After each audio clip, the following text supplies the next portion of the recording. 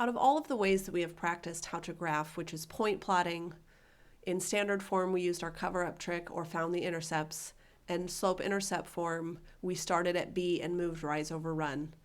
I feel like slope-intercept form is the easiest, and quite often we're asked to graph, and either it's not in any of those forms or they ask us to turn it into one of those forms. So that's what we're going to do here is we're going to graph and we're going to do some math to turn an equation into slope-intercept form. So for this first example, we have an equation, and notice that this is in standard form. And I know it's in standard form because the x and the y values are on the same side and the constant is on the other side. So if they just said, please graph this equation, I might graph this using the standard form, which is the cover-up trick. So I would cover up 4x, which would give me 2y equals 8. And then, of course, mentally I would say y must be 4, or I would algebraically solve. And then I would do the same thing. I would cover up the 2y, and that would give me 4x equals 8. And then either algebraically or mentally would find that x must be 2, and I would connect the dots and go on with my life. Now this one, they're asking me to find the slope and the y-intercept before I graph. So then I'm going to rewrite my equation, and all they're saying is manipulate this equation to get y by itself. So I'm going to start on the side with the y, and I'm going to undo this plus 4x. So essentially I'm just moving that 4x to the other side of the wall. So on this side I have 2y, on this side I have negative 4x plus 8.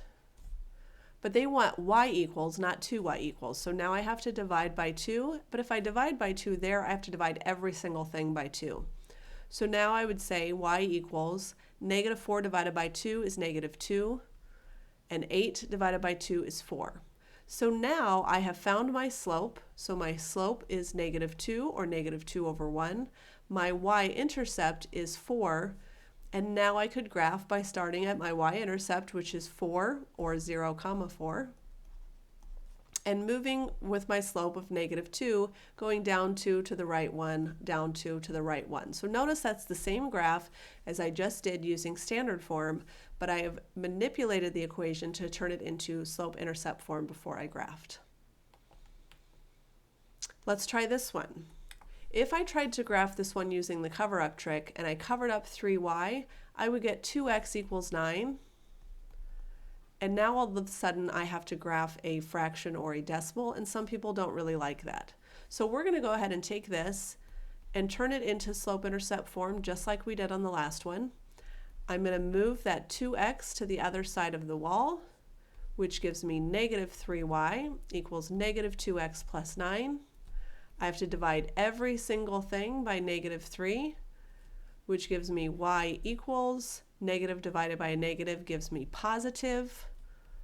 And then 9 divided by negative 3 gives me negative 3. I could have also written that as 2/3 x minus 3. So I'm going to start at negative 3 and use my slope of 2/3 to move up 2 over 3.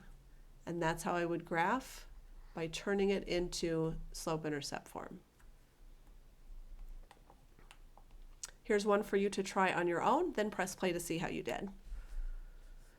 For this question, I have 3x plus 4y equals 4. Again, if I graphed this using standard form, I would end up with a fraction or a decimal, which would get ugly. So I'm going to move that x to the opposite side, which gives me 4y equals negative 3x plus 4. I'm going to divide every single thing by 4, which gives me y equals negative 3/4 x plus 1. I will start at 1, use my slope of negative 3/4 to go down 3 to the right 4, and connect the dots.